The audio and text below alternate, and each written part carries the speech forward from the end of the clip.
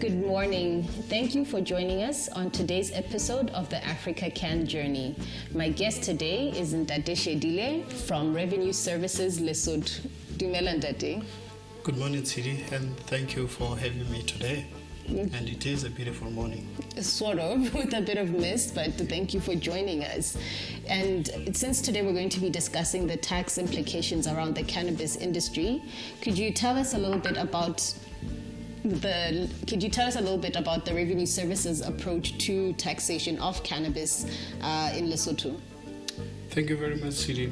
The way we actually approach cannabis, firstly, let me just start by saying that as the industry came into being in Lesotho, we actually approached some of the operators just to make sure that we are aligned in as far as their operations and what is it that we need to be doing from a revenue services point of view. So, but in as far as the law is concerned, our tax laws are very much straightforward, even for cannabis. It is not an exclusive industry.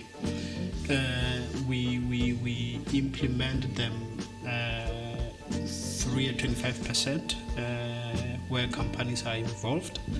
And also you will recall that the law that actually establishes the industry has licenses that are of separate or different categories.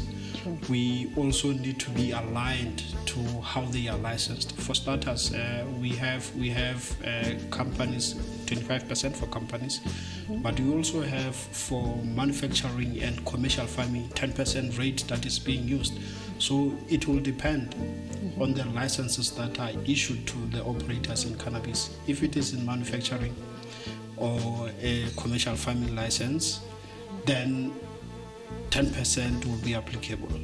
But if the license per se it's for distribution license, then 25% rate will be applicable. So this is how the rates sort of differ. It depends on the kind of operations that the operator is engaged in. Then we'll apply the rate in accordance with what is it that they are doing.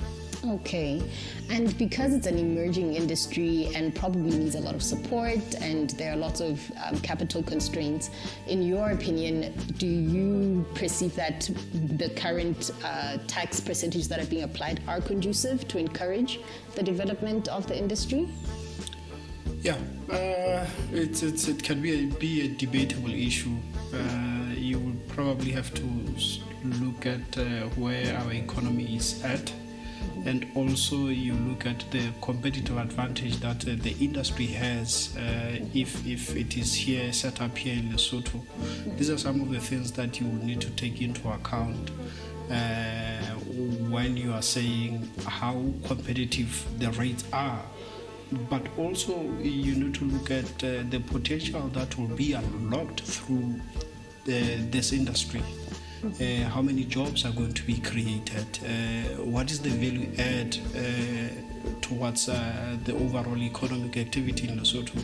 So some of these things you consider them and you say, is this a good rate to actually apply in this industry? So it is more of a debatable issue, but as things stand now, the rates that are being used, I would say, in a way, they are somehow still competitive. Yeah, because you'd find that in some jurisdictions, they even apply levies, and ultimately it sort of makes it a little bit more expensive for people to operate outside Lesotho than in Lesotho. True. And I guess one of our major challenges with reference to what you just said is that there's a real need for more data and information. Because, for example, when I look at some of the other jurisdictions that have legalized cannabis sales and so on, they apply different levies and different, as you said as well, different tax percentages depending on what it is that we're talking about. And what I was wondering is, in terms of encouraging the industry and also curbing the illicit market, are studies conducted to maybe see what the impact of the taxation that's being implemented are? And also, do we know really how much we are generating in terms of tax from the cannabis industry at this stage? Yeah, I would say it's still an early stage because majority of the licensed operators are not fully functional as yet. But from those that have started actually operating and exporting the product outside of the country, there is a considerable amount that we are collecting from them. So there is a positive spin-off from those that have already started operating. Okay. And again, with reference to other maybe foreign jurisdictions, we've seen examples where some of the revenue that is taxed or that is generated from taxes in the cannabis industry is then put into different programs, whether it's education to educate people around the uses of cannabis in a responsible manner. Sometimes it's also used towards assisting police to maybe address some of the illicit market concerns. Do we know in Lesotho, are the profits generated by the industry also being reintroduced or applied to improve our current landscape in that regard? The main law which would set up the industry, in it you'll find that there are provisions that actually establish a fund for even cannabis. So from that fund, my understanding is that it's supposed to actually help the industry in its regulation, making sure that even education, because there's also a likelihood that some of these substances can actually be misused. So educating the kids about use and protection of that, and even inspections that needs to be carried out to make sure that every operator is still within the law at all times. So there is a fund that is being established by the law, but this is outside the tax laws, because in our tax laws we are very clear in as far as the industry is concerned. We would have income tax being levied. There's also a VAT that can be levied depending if a taxable supply is being made.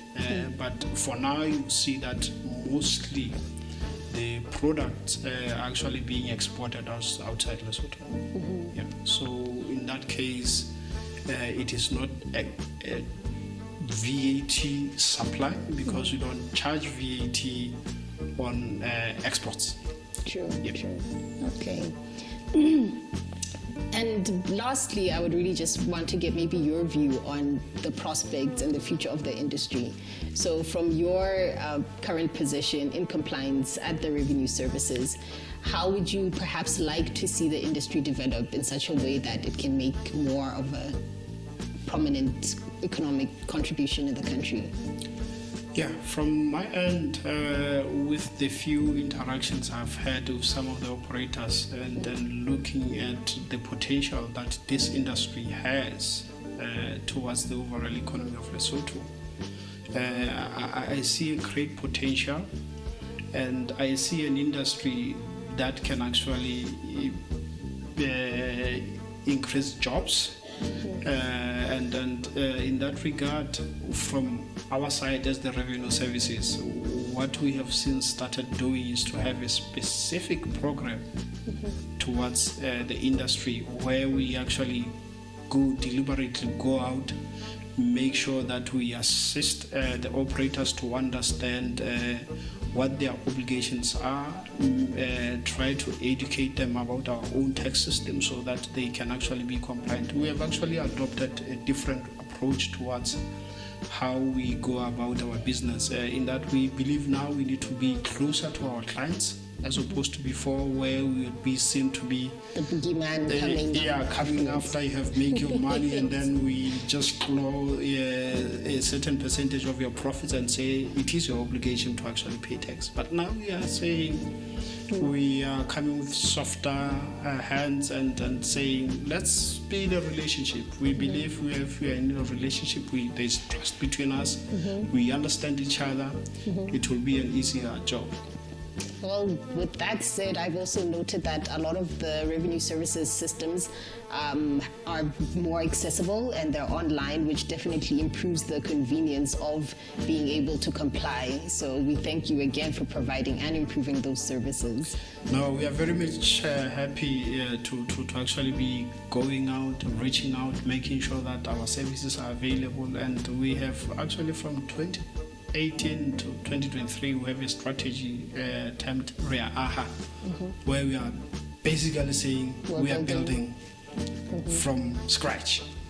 So you can imagine, in terms of services, we have predominantly been paper-based. We have moved some of our service offerings away from being paper-based to electronic services, make sure that we are online, and we are investing heavily on analytics, making sure that we want to support even in service provision using analytics, where eventually we are saying, even actually when you have to file your tax return at the end of the year, we want to get to a stage where we will do that for you.